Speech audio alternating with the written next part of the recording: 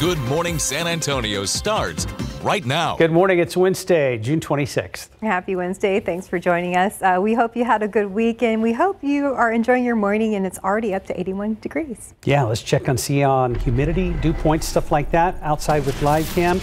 Mia is in this week for the vacationing Justin Horn. Indeed, and we are still tracking the same thing that we've been tracking this time over the past several mornings. More humidity and another hot one on tap as we head into this Wednesday afternoon. Take a look at the moisture, though. Across the area, dew points very elevated. You notice it the second you step outdoors this morning. Dew points in the mid-70s for the most part. Temperatures in the upper 70s and low 80s. So yes, it is a warmer than average start to the day. 82 here in San Antonio, 82 as well in Seguin. It's 84 already in New Braunfels, upper 70s across portions of the hill country. Saw some morning clouds. We're going to continue to see those break up a little bit more so into this afternoon. A high temperature near 98 degrees. When you factor in that moisture, though, heat index values likely going to top off in the 105 to even 108 degree range. So because of that, we do have some more heat advisories that have once again been issued for this afternoon, which we'll talk about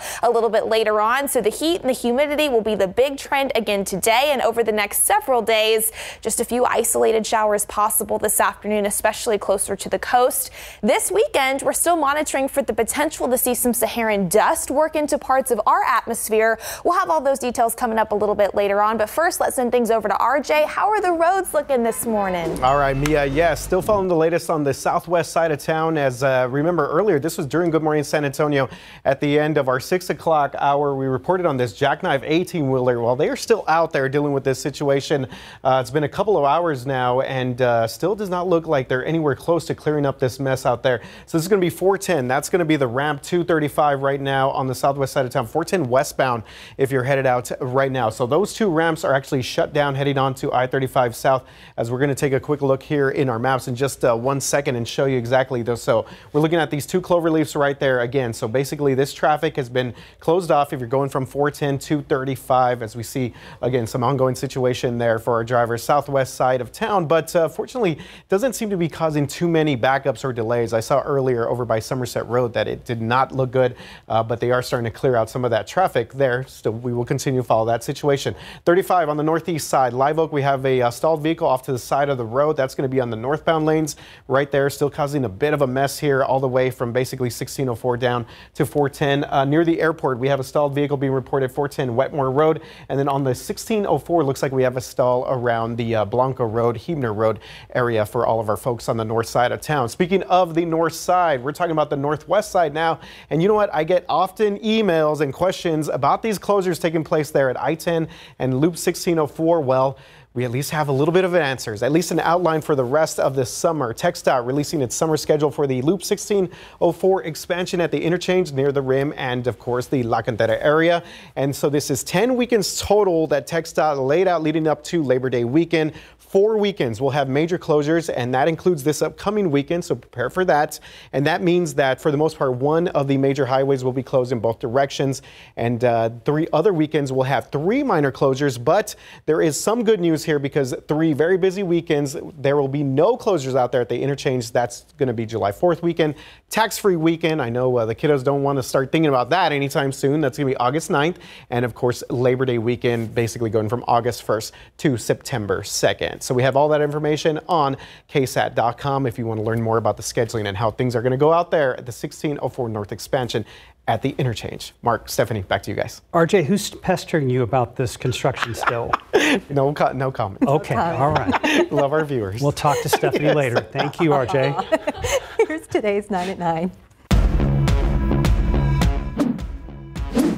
A Texas man who admitted to kidnapping, sexually assaulting, and killing the 18-year-old girlfriend of his drug dealer is set to be executed later today. 41-year-old Ramiro Gonzalez was condemned for shooting and killing Bridget Townsend in 2001. Her remains were not found until 2 years after her death in Medina County. His execution by lethal injection is planned for this evening in Huntsville. If it proceeds, it would be the second this year in Texas.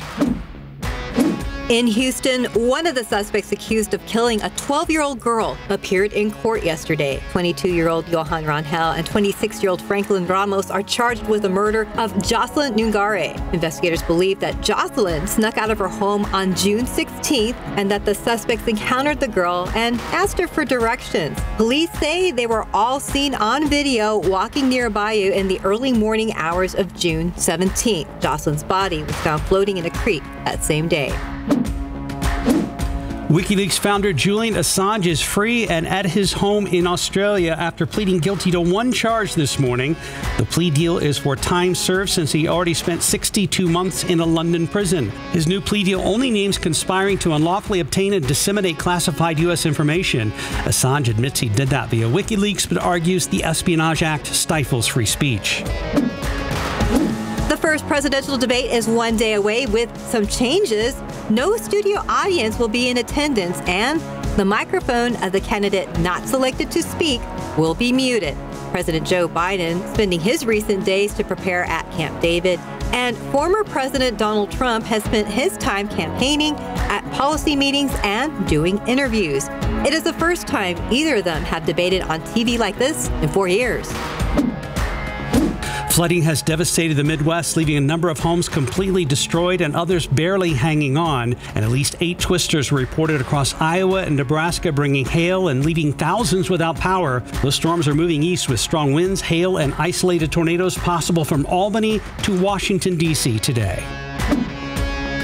In Ohio, federal investigators have now confirmed that a hot rail car wheel bearing sparked a fire and caused the massive derailment of a Norfolk Southern train carrying tank cars with hazardous materials in East Palestine, Ohio, back in 2023. Investigators said a series of missteps, faulty track sensors, and delayed communications about the train's toxic cargo from the railroad company contributed to the disaster. The FCC has reached a $1 million settlement with Verizon over 911 call outages in 6 states. The incident occurred in December of 2022. Hundreds of people were not able to reach 911 on Verizon's wireless network. The FCC says Verizon violated rules by failing to deliver 911 calls during the outage. To settle the matter, Verizon has agreed to implement a compliance plan and pay a $1 million fine. If you need a new car, you may be out of luck as CDK Global says its software systems won't be back online before Sunday. That's the company that provides all sorts of software to nearly 15,000 dealers. The technology is responsible for a variety of things, including scheduling, records, and parts delivery. The system has been down since last Wednesday due to a cybersecurity incident. The NBA draft is tonight, and trades have already started with a blockbuster deal between the Nets and Knicks. Regarding our Spurs, they're in a unique position entering this year's draft with 2 top 10 picks and 4 overall. You can watch the first round of the NBA draft here on KSAT 12 tonight. The Spurs are also hosting a free NBA draft watch party at the Rock at La Cantera tonight at 6 p.m. And that's today's 9 at 9. Olivera County Sheriff's Office says a man accused of sexually assaulting a 14-year-old girl at his jiu-jitsu school has bounded out of jail, and deputies say his school, called the Exception Squad, is still open for business. Now, 40-year-old Joseph Rene Caballero was arrested this past weekend, and KSAT visited the studio near Culebra and Ingram Road. One woman who works nearby says that she is canceling plans to send her son to that school after Caballero's arrest. It hurts me. Deep inside, it hurts me more than anything because, I mean, even though it's not my daughter, that affects me as a parent. Now, Bexar County Sheriff Javier Salazar says there could be other victims out there. So if you or someone you know is a victim, you are asked to call the Bexar County Sheriff's Office. A warning before this next story. You might find some of this video a little tough to watch. Attorneys for Saldana argue that SAPD officers used excessive force against him. He was shot 20 times by San Antonio police and is now paralyzed. Saldana got into a shootout with police back in 2022 when he was 18 years old. Officers were chasing him as a potential suspect in a shooting. When police found him, they say he refused to stop. Saldana's attorneys say he did fire towards officers once, but they also say what he got in return was, quote unquote, excessive force. He shoots that one initial time. What do? shoot towards him almost 100 times. Almost majority of that time he is on the ground on his stomach. I got out of my vehicle and I believe I said something along the lines of "don't do it," and I saw a muzzle flash, I heard a gunshot, and next thing I know I was hit in the face with something. With adrenaline, I don't know if I had gotten shot in the face.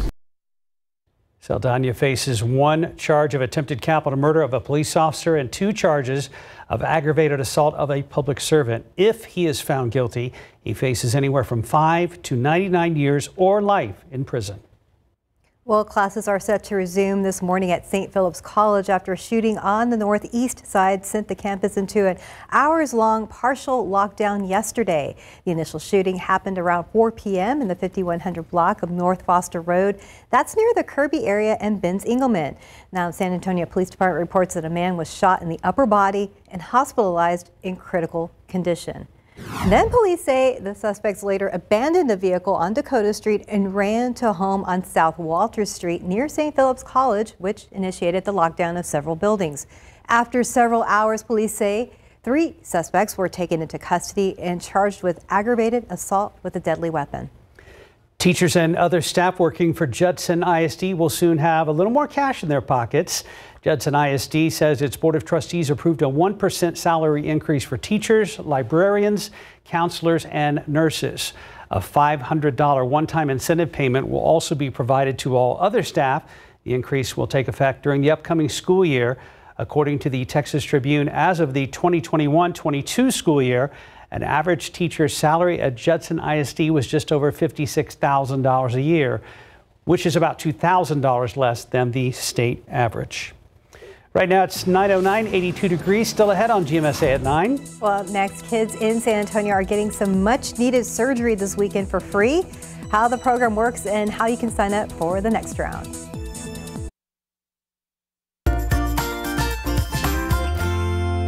Welcome back. It's 9:13. Well, there are so many kids who need surgeries, but their families can't afford them. So the innovative Fresh Start program is stepping up here in San Antonio. Yeah, they partner with several hospitals in the U.S., including University Hospital here in San Antonio. As Courtney Friedman explains, 5 kids will be getting surgeries for free this coming weekend. These surgeons and their staff change lives every day, but this weekend they'll be doing it for free. For me, mission trips are very exciting, and this is a mission trip at home. So we get to stay in our own environment with our own teams. That mission is called Fresh Start Surgical Gifts, a nonprofit that partners with hospitals to offer kids free surgeries. Saturday will be university's 3rd time participating in just the last year. So you get to keep them here and watch them and make sure they're recovering well. Yeah, absolutely. So we keep them in the hospital for as long as they need to. Dr. Joshua Stone is a pediatric craniofacial surgeon for University Health and UT Health San Antonio, and he volunteers every time. Cleft palate surgery, we do craniofacial surgery, and we also will reconstruct skull defects. So I've done a couple of cleft palates, cochlear implants, reconstructions of the ears and stuff like that. Sandra Diaz-Reyes is a University Hospital surgical services supervisor. She coordinates everything that goes into surgeries, and there's no one who loves volunteering more. I was like, right away, I'm like, sign me up, I'm there, I'm doing it. She and Dr. Stone help local kids and some from other countries. We have a patient that's coming from Mexico. We have a patient this fall that's coming from Honduras, but we have patients coming from Costa Rica, all over. They'll heal about 5 kids this weekend, knowing their families will walk out without paying a dime. It's what we all love to do, and so to be able to take care of people is just a phenomenal opportunity. So if you're watching right now and your child needs surgery, don't hesitate. Go online and fill out the application, and by the next round of this program, they could be lying right here getting the help that they need. At University Hospital, Courtney Friedman, KSAT 12 News. 9:15. We made it to midweek. We haven't hit 100 yet this week. We have not. That is honestly the silver lining behind all of this. You know that scene, though, in Groundhog Day with Bill Murray where he wakes up every morning, he's like, well, it's Groundhog Day. Again. I feel like today and really this week, that's been us in the weather department. It's going to be hot and humid again. Yeah. That's pretty much going to be the trend once again this Wednesday and even tomorrow and into Friday before we start to monitor for some Saharan dust that could move in this weekend. So that's what I want to talk about. Right now, mostly cloudy skies, 82 degrees. Check out that humidity though. Relative humidity sitting at 77%. So it is elevated, making it feel already like the upper 80s, approaching 90s. So it is a very warm start. We've got the cloud cover in place right now, but that's going to break up like what we've seen the past several afternoons. Same scene out there later this afternoon, leading to a little bit more of that blue sky between those passing clouds. But as high pressure starts to work its way farther eastward by Friday and especially Saturday into Sunday, that means our winds in the upper levels of the atmosphere here at home shift back in from the southeast, and that could allow for a plume of Saharan dust to work into parts of South Texas. Now, oftentimes the biggest impact that we see is just a haze in the sky, some colorful and vibrant sunrises and sunsets. But if the concentration is a little bit higher, it sometimes can affect those with severe allergies. So just know as we get closer to the weekend time frame, that's going to be something that we continue to update you on as well. Saharan dust can also work against tropical cyclone development, but I do want to bring up the tropics right now in the same vein as well, because you can see the latest update here from the National Hurricane Center. They're now highlighting 2 potential areas for potential tropical cyclone development over the next 7 days. Just very low, though. One in the western Caribbean, stretching over to the southwestern Gulf of Mexico. That's just a 20% potential. And then another yellow highlighted area here in the central Atlantic and near the Lesser Antilles. This is of no cause of concern for us right now. Just know that we'll be keeping pretty close tabs on that throughout the remainder of the week. By the way, the next 2 names on the list for tropical cyclones would be Beryl and Chris. So we'll continue to monitor you on that. Until then, it's just going to be another hot one and humid out there today. Partly cloudy skies in store later on this afternoon. 88 degrees by 11 a.m. 98 now the forecast high temperature. Check out your feels like though. Because of all of the humidity in place, heat indices are likely going to approach the 105 to even 108 degree range. So be careful out there in this heat later on today. And then similar to what we've seen the past several evenings, after the sun goes down, we'll start to see those thermometers fall into the low 90s and eventually into the upper 80s. But here's a look at your forecast high temperatures in and around the San Antonio area. 96 in Canyon Lake, 97 on the south side of Bexar County near Stinson, 98 in Hondo, 96 over in Tarpley. Because of those elevated heat index values, heat advisories have once again been issued, mainly for counties along and east of the I-35 corridor. Regardless, though, on if your county is highlighted in orange or not, just make sure that we're taking breaks, being extra cautious out there in this heat, and also know that the UV index is slated to be at about a 12 here in San Antonio, which means without sunscreen, it only takes about 10 minutes to start developing a sunburn. Copy and paste this into Thursday and into Friday still for the most part. Mid to upper 90s expected, feeling like the triple digits. Again, 105 to 108 is where those feels like temperatures could peak at later on today, and just a 10% chance for an isolated coastal shower yet again this afternoon. More of the same into Thursday and Friday. We'll talk a little bit about that setup coming up in the next half hour. All right, tiny chances there. Very tiny. Consider yourself lucky if you get a shower. I wish we had better ones. Gotcha. Thank you, Mia.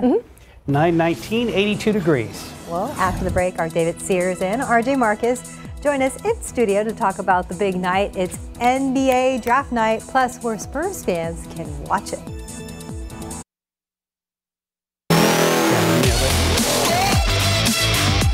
This year's NBA draft is hours away, and all eyes are on the Spurs. David is here with RJ to look ahead to tonight's action. Highly anticipated night, guys. So see, we got all excited by celebrating their first championship yesterday. Now it's time to move towards their sixth championship. Yeah. So that's what tonight's all about. I'm just ready for the Spurs to get out of picking in the lottery. David, we were kind of breaking down the season by season. And, what are we looking at? 5 straight lottery let's see. seasons? They've lost. They have not made the playoffs in 5 years.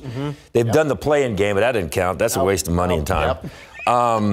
So they have not been in the playoffs in 5 years. They've had the first round. They've had a lottery pick in 23, 22, 21, and 20. Devin Vassell, then Josh Primo, then Jeremy Soham, and then Victor Wembanyama. Here's a trivia question for you. Who was the second pick in the draft for the Spurs last year? Who was their second pick? It was C.D. Sissoko. So I got to stop thinking about that because all we talk about is Wemby. Poor the other French guy, the guy that they picked to help Wemby kind of be cool with being. So here's the big question, Anyways. though. Here's the discussion question of the day. The Spurs have the 4th pick and the 8th pick in the draft. Yes, they do. Do they keep them and do they draft 2 more freshmen? Do they trade him and try to get some veterans in here so they can get Wemby headed in the right direction and get this thing to the playoffs If I'm being honest, David, I'd be a little bit disappointed if we end up with 2 more 19-year-olds on this roster. I think now is the time for the Spurs to start making some moves, especially heading into Victor Wembanyama's second season with the silver and black as we take a look at some of the prospects. I do like Reed Shepherd out of Kentucky. I think if they were to take maybe him or Dillingham and either pick 4 or 8, Who's the kid out of UConn? I see that. Stephon Castle. Yeah, they see that on there a lot too. Castle's a nice option there as well. But I think if you're going to have 2 more young guys, then what are we doing? You know? I don't know. I mean, this is the season. They I don't want to say they have to make the playoffs, but I'm going to say they have to make the playoffs this year. And I'm not talking about this play-in thing. They need to be one of the top 6 seeds. There's no excuse when you look at how many lottery picks they've had over the last 4 years. They can't even make the playoffs with them. Yeah. I mean, they've run out of reasons why they shouldn't be winning. And I'm talking 50, 60 games a year. And Wembanyama is the key to that. I think Devin Vassell is the key to that, but they got to put in some players around him. And I think they need a couple of veterans. They need a veteran guard. Package these 2 picks, get you a veteran guard somewhere. If it's Trae Young out of Atlanta, get him. But let's not be messing around anymore. We've, as they say in some foreign country, we've jacked around enough with this deal. Let's go. Is that something that came from? Sure. I don't know what foreign country that came from. I was going to ask. I heard it one time. We're jacking around with this thing. Let's go. So I will make sort of the other side of the argument here, and that being that, look, if Victor Wembanyama is going to become what we think he's going to be, a superstar and probably the best player in this league for years to come, then the Spurs likely will never have to ever pick this high again. So maybe we have picks 4 and 8 now, so maybe they decide. I would like to see them start to kind of move ahead here on getting back to some winning. The days of 99. But remember, they've got first-round picks like through 2029. So it's not like they don't have any more picks. Here we go. So it's not like they don't have any more picks. So now's the time. I mean, you didn't waste a Wemby year, but let's not spend any more years waiting for Wemby to develop. He's supposed to be the best defensive player in the year. They've already got him picked for that. So we know the guys can play. Let's get some guys around him. Let's go. Let's quit messing around. Yeah, I'm on the same boat. We've got 3 years to use, 3 days to use this soap. We've got to hurry. 3 days. 3 years. 3 days. Something else. You may have 3 years. I only got 3 days. But 3 days. 3 days. Here's something else considered though. Here's the soapbox. Didn't Wemby say that he's not in it for a long-term rebuild? He wants to win now. I know they're listening to Wemby, right? I think so. And obviously he's a big part of these discussions moving forward. Any decision that the Spurs are going to have moving forward includes Victor Wembanyama. But yes, if that is truly the case, then I hope that he is applying pressure to the front office because we got to start getting back to the good old days here. And you got to remember, he's here for what, 4 years? For the first rookie contract. 4 years? Yeah. And I mean, he's saying all the right things. Loves San Antonio, loves the Spurs organization, love. But if you're not winning after 3.5 years, how much love are you going to have when New York and LA and all these other teams start calling when you become a free agent? So, and that's just the nature of the beast. That's just the way it's always been. You got to start winning. You got to put some players around him getting winning. Now, playoffs this year, and we should be in the playoffs this year. Who's we? I don't have a uniform.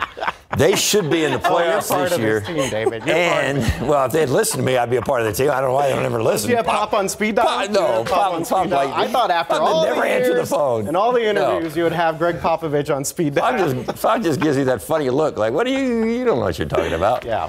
So playoffs this year and vying for we're talking like Western Conference Finals next year and a chance to go to the NBA Finals. It's time. In some sort of contention. We've been messing around for 4 years. Let's go. Okay, David, that all being said, the first round is tonight.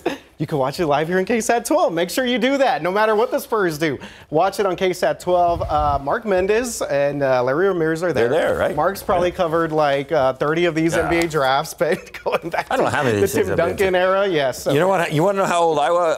How old I am? I covered what draft did you cover? Back in the 80s when they had 7 rounds. Okay. Do you remember that? I had 7 rounds of the NBA draft. It's like, man, this thing drags on. With the little like rotary phones, they used to make those calls and have all the guys, like all the executives. Yeah. They had buttons back then. Some of them had a can and a string. A can and a string. Yeah, watch it now. Okay. Okay, come on, bring it on. 3 more days. That's all you got. You got 3 more days to do this to me, so bring it on. Yes, definitely. So the NBA draft tonight, it's a 2 rounds or 2-night event again. So it's going to be interesting to see what the Spurs do. We'll know right away, at least. You don't have to stick around and wait too long for them. Spurs, for the love of God, do not let David down in the next 3 days. Yeah, in the next couple of days. Tomorrow could be fun. Tomorrow could really be fun. We'll be back tomorrow. We will hear from him. We will be back. I guess the NBA went NFL on us, so now they got to have them all televised in one big night for the first round. Multi-cast. Whatever. Let's see. Let's go. It's a process. Make that trade. Yeah. Thank you, Make guys. that trade. Well, speaking of the process, the Spurs are also hosting a free NBA draft watch party at the Rock at La Cantera tonight at 6 p.m. So fans are invited to watch the Spurs make their picks on a 40-foot screen at Frost Plaza. Now, the watch party will also have a raffle for autographed memorabilia and merchandise and a special appearance from the Spurs Coyote. So the first 100 fans to RSVP and check into the event will get free drink tickets. David, you're not the Spurs Coyote, are you? That is the next part. 9:30, 82 degrees. There's more ahead on GMSA at 9. We'll be right back.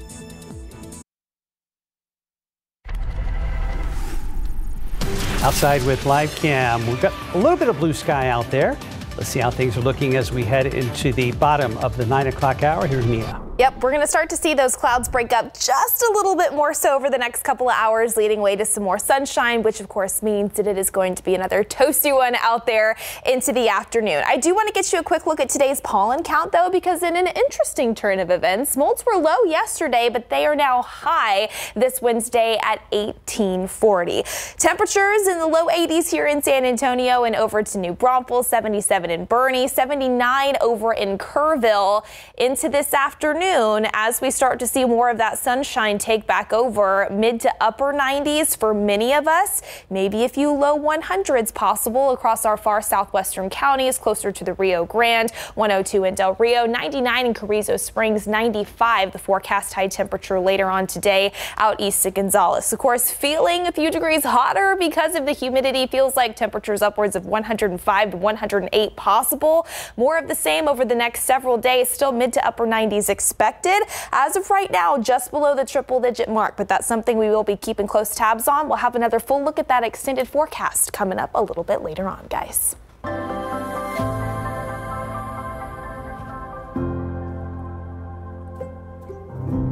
Well, for 40 years, our very own Jessie Degollado has appeared on our screens covering stories and being the voice for so many who often didn't have one. From the border to all sides of San Antonio, she has been a constant in our newsroom and is a true journalistic legend, especially to Latinas. Our Eric Hernandez, who sits next to Jessie in the newsroom and has developed a special bond with her, got to speak with Jessie about her career here at KSAT.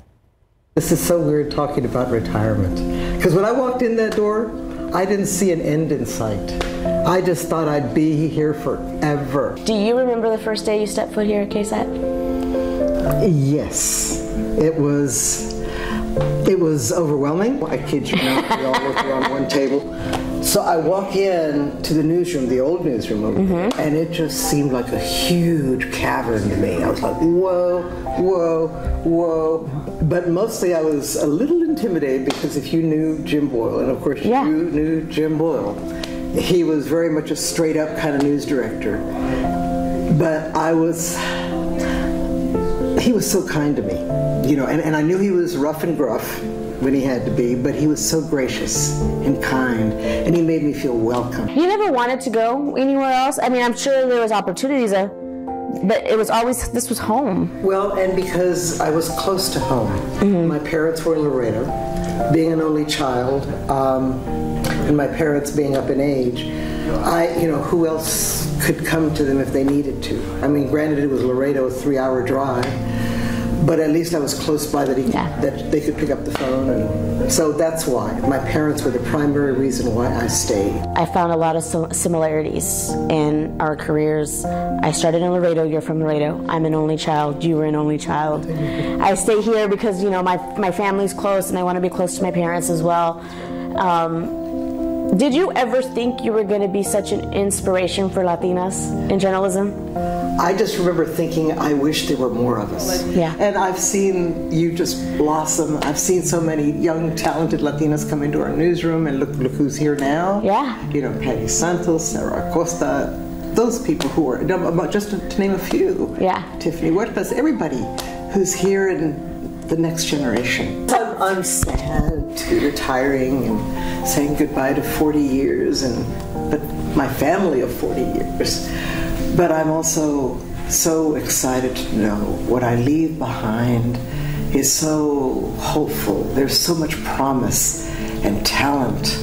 And sky's the limit now. I mean, for sure, sky's the limit. There's a lot of big shoes that we're going to have to fill. And it's a responsibility that we want to take with pride. And what do you hope, KSAT, how do we push forward? Never forget that it is a responsibility, that we have to take it seriously. We have to, again, earn that trust. And we earn that trust by, again, being sincere, but also being accurate, being tough when we have to, holding people into account like you have so often. And I think that that's what we should always work towards. Because if we lose sight of that, if we just focus on the process, or we're number one, or this is how we get to be number one, well, don't forget the basics. What are you going to miss most? The people of San Antonio, who I've met at their best and at their worst times. I miss them. I'm going to miss them because I've met so many of you. I love you, San Antonio. And they love you right back. Our living legend is here this morning. Erica, great piece this morning. And Steph, I don't know about you, but I feel like we just watched a baton get passed from one to another. Absolutely. I will take good care of it. No, absolutely. I mean, it's cool. Well, for people at home, if y'all didn't catch this earlier, you guys sit next to each other in the newsroom, close to me, so I get to see this bond in action. I mean, how has that been, Erica? A joy, a privilege. I mean, I always, she's like the tia. The Thea that we always, we have here in San Antonio, and I gotten to know Jessie, and she's always got the best advice and always guiding and a true mentor for myself. I know all of us have really leaned on Jessie when we needed things or had, just needed some advice, and it goes beyond that now for me. It really does. Well, I mean, Jessie, obviously you've inspired all of us and paved the way for us. And, we could spend this whole newscast thanking you. But, I remember, so Jessie has received many awards, but I remember back in 2012, before you got the award from the Hispanic Journalists Association here in San Antonio, I remember that Jessie is so humble that you almost didn't accept the award because you wanted to give it to somebody else, and that is your typical nature. But the thing is that year, and in fact, Jim Boyle, the ever wise Jim Boyle, he also saw the same thing I saw. That year, there had been journalists killed in Mexico. It was a very violent year, and so they were also in contention for the award. And I said, no, me compared to them and the sacrifice they made for the truth? And Jim said, yeah, wait, just bide your time. This is for them. And so I'm glad I did wait because, again, and thank you, San Antonio Hispanic Journalists, for recognizing them and for recognizing me and so many others. Elena Ayala, my wonderful, I consider her a friend. She's the columnist at the Express News. She's wonderful. But we're glad that you were recognized that year. Yes. And after that as well. Absolutely, positively. Jess, you and Steph and I both grew up here. Remember watching you back in the 80s. And I think for a lot of us, it was a goal to work with someone like you. And that made us better. Thank you. That made us better. Thank you. Yeah. May I share a very brief story? Yeah, of course. And that I have not told this. Well, except maybe one Sean Talbot. But anyway, you mentioned you were an only child, and I was an only child. Yeah. So my father was a World War II veteran. He'd fought in the Philippines. And he arrived in San Antonio with a young wife and a baby, me. But he'd been trained as a draftsman. And so he wanted to work for an architect. And so he took Mother and I down to wait for him while he went up to the Tower Life building that I see every day coming into work, what we used to call the Transit Tower back then. And he was going down the list, and he says, oh, here's an architect, Ralph Cameron. I'll be right back. I'm going to go upstairs. I'm going to go get a job. And he went up, and Mr. Cameron, God bless his soul, he was one of the top architects. He saw a young Mexican-American, mind you, in the 50s, walk into his office and said, this is what I can do, and this is what I want to do. And they hit it off. Immediately, my dad was just that kind of person. He said, okay, that's your table. When do you want me to start? Now. Okay. And so he went downstairs and he told Mother, okay, take the baby, go home, I found a job. And so really what it comes down to, the point of this, is that my success here was for my father. Because after a couple of years, my mother missed Laredo and wanted to go back home. And because my father adored my mother, he said, Cece, vámonos, we'll go. And so he gave up a promising career for one of the top architects in San Antonio because of his family. And so I wanted to be successful in San Antonio for him. And I thank God that I was able to do that. You have been. You have. I'm proud. Yep. I'm sure. Thank you. I'm sure. And I love that about you, Jesse. You know, even after all these years, you always remember your parents. Yes. You always thank your parents. And that's really admirable, Jesse. They sacrificed so much, so much. We talk a lot about the KSAT legacy around here. We're going to be talking about it more in the coming days here as we finish up our week of goodbyes. What does that legacy mean to you, Erica, now that these folks are starting to head out the door and pass that baton? Like I told Jesse, I was like, I want to take it with great pride because you guys do have big shoes to fill, and we don't want to let that down. We want to continue the journey you guys started and continue that moving forward to keep providing and keep our viewers trusting us. They've trusted you guys for so many years, and we want to continue that and make sure we do y'all proud. That's all. We want to make sure y'all are proud of us. Oh, how could we not? Because they're going to take it to another level. I mean, the industry has changed. It's not multi-platform, not just TV. And so the challenge is on them to reach an even larger audience in a more creative way, to really hold our viewers, but more importantly, inform our viewers. Yeah. And so it's going to be a challenge, but I know they're up to it, no doubt. Yeah, I think KSAT's in good hands. Oh, yeah. Oh, yeah. Both of you. I know. Well, I mean, we're still a bag of emotions this week. You know, on a personal note, the viewers, of course, are going to miss you. Going to miss your stories. But I mean, we're going to miss you. Miss you. Yeah. We are family. We are family. Yeah. It is family, you know, and I mean, it's just going to be like me and Stephanie in that row now, and then Jesse's not there no more. I'm just going to be like, oh, I need to, like, I had some cheese man I need to share. Jesse! Where are you? We'll brunch it. We're going to have brunch dates. Yeah. Nice. Catch up. That would be good. Well, it's a special day around here. KSAT's having a big retiree luncheon this afternoon here for everybody at the station, and we are really, really looking forward to that. We haven't had a crowd like that in here in a long time. I think back when Angela Veerville retired. And Angela Veerville is going to be here. Mary Walker is going to be here. Yeah. Wow. I wish Paul Venema could be here. Yes. He was my legend. You know, I grew up watching him. Leslie Mouton's going to be here today. Oh, goody. Yes. Oh, and Bernice Kearney, our former news director, will be here this weekend. It's going to be good to see all those people who used Mark, to are you going to be able to hold it together, Mark? I am making no promises. Mark's a professional. I am a hard shell on the outside, but I am ooey gooey in the middle. So we'll see how it goes. It's been tough, but we're so glad we could have you all this week. Yes. And then your last story, we had that yesterday. So glad we're getting to see all of this work from you. And, also my husband's going to miss you. Yes, Louise. Works with him. The part of the Laredo Mafia, Laredo. We're everywhere. Well, this was a great tan-up. Erica, I'm glad you're the one that got a chance to talk to Yes, I was Jesse. very honored. Yes. And Jesse, every time you've been on the show, it has been an honor. Today, especially. Thank you so much. Thank you. We do love you. Thank you. Love you. Thank you very much. All of San Antonio does. All of San Antonio. I love San Antonio. You can't have her yet. A couple more days. Thanks, guys. 9:46, 83 degrees. You're watching GMSA at 9. We'll be right back. Roll the dice, and what do we get today? It is the flamingos. Mark was right. I was like, what if they're not the flamingos? What if we're looking at hippos? But anyway, there you go. We are looking at the flamingos there at the zoo. And right now it's okay. It looks like they got some cloud cover. That's what I was just about to say. It doesn't look to be as bright. They're in the shade a little bit with some clouds. And we're going to still see some clouds. Hold on over the next few hours. More sunshine, though, taking over into the afternoon, which means it is going to be another hot and humid one here in San Antonio.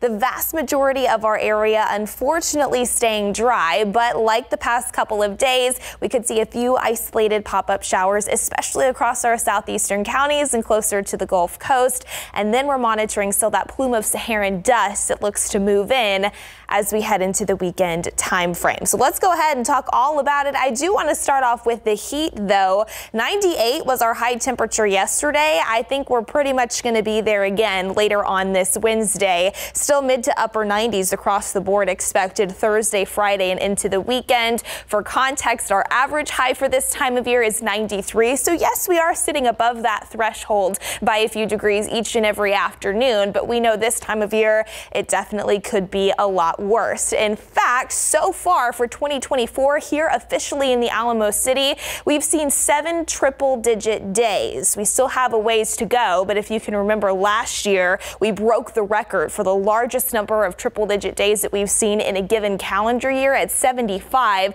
That was set back in 2023. Of course, that beat out 2009 that had 59. So we're not expected to be at the century mark later on today, but it is definitely going to feel like it. 90 degrees for any lunchtime plans, partly cloudy skies taking over. There's that forecast high around 98. Winds, by the way, out of the south-southeast at about 5 to 10 miles per hour for the most part, and then feels like temperatures in the range of 105 to 108. So please continue to be careful out there. We'll start to see those skies clear just a little bit more later on this evening, with those temperatures falling into the low 90s for any dinner time plans and then into the 80s later on tonight. There's that high pressure system that's still very much in control of our weather pattern. You can see well off to the northeast, just riding around the eastern edge of that high pressure system.